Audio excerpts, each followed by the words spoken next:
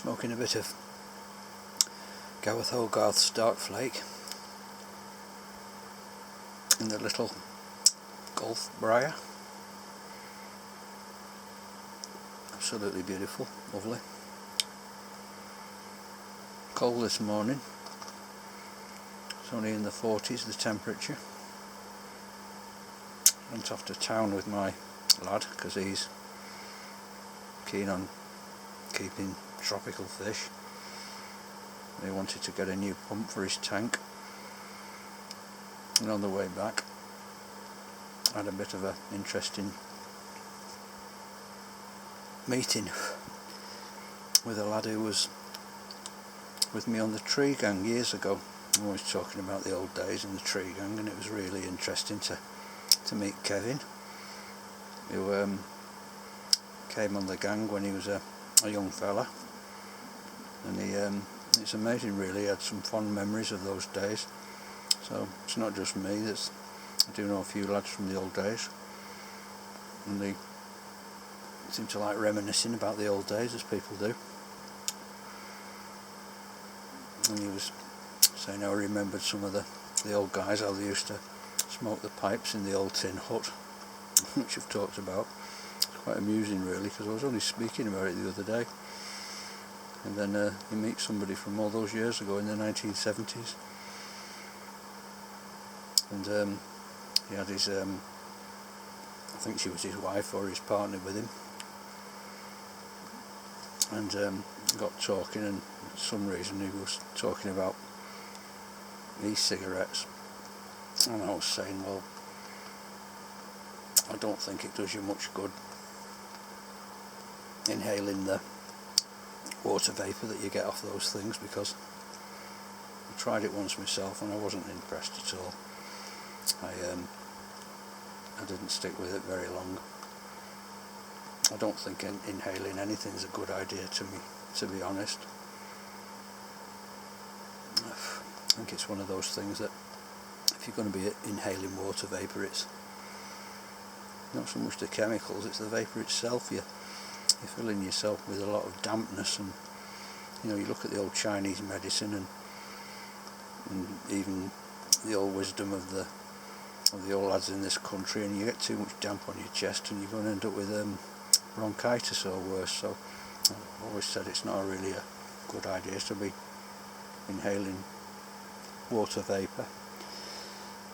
Admittedly, some people say, well, it's probably better than inhaling cigarette smoke, which is probably very true, but my own opinion is you're better not to inhale anything really. And that's the beauty of the pipe. It's like I was saying to Kevin and his lady, it's a case of, with a pipe it's more like a connoisseur wine thing. You know, you're actually enjoying the taste. You're not drawing on anything like that. I know some people do, but you know, I'd say myself it's better not to. Better to try and train yourself not to inhale anything, and I think that applies to e-cigs as well.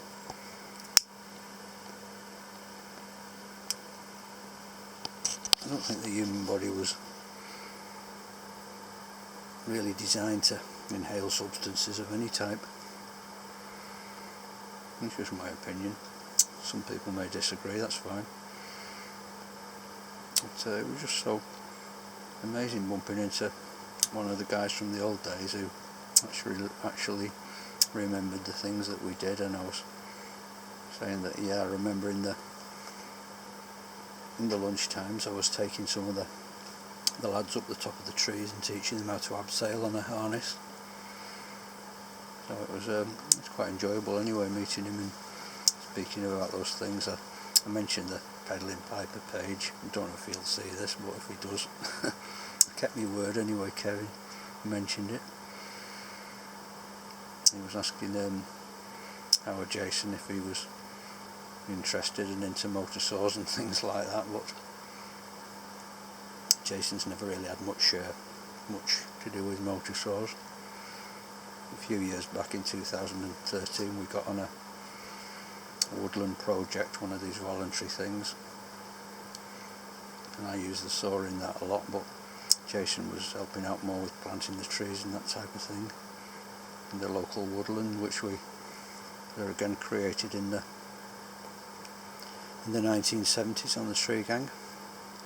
The place which was just a flat field, and we rotivated it with this old-fashioned rotivator, which had a habit of breaking off from the handles. The engine would go one way, and sometimes you'd be stood there holding the handles, and the thing would trot off by itself, so you'd have to chase it. It's amazing, really. And we used to heel in the trees, which were meant for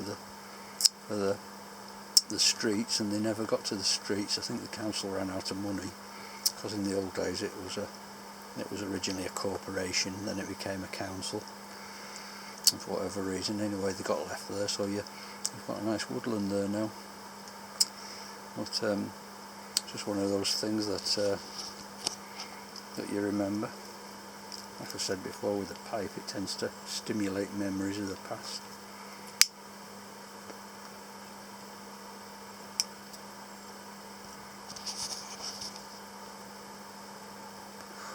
It's amazing, really, just puffing away at the old tobacco, and you do tend to remember the old days. He was talking about the tin hut, and I remember one day we were sitting on a very rainy day waiting for the wagon to pick us up, and we were in the tin hut on the street, and everybody was sort of like going a bit dopey and nodding off, and then all of a sudden there was this incredible clatter and bang that we thought someone on a bicycle had hit this hut, and you can imagine the tinny sound as whatever it was hit it. Everybody jolted awake, and we came out, we looked, and there was this poor blind man with his white stick, and he was bashing away at the hut. He was trying to get through it, because obviously it was his walk through every morning along this road, and then all of a sudden he'd walked into this metal hut, and there he was with his stick punching away at the hut, and everybody rushed out. I don't think he was very amused at the time, but looking back with hindsight, I suppose it was quite comical. Anyway, no harm was done. But anyway, just thought I'd mention that. And if you've seen this, Kevin, nice to see you again, mate, and take care. Anyway, guys, thanks for watching again. Take care. See you soon.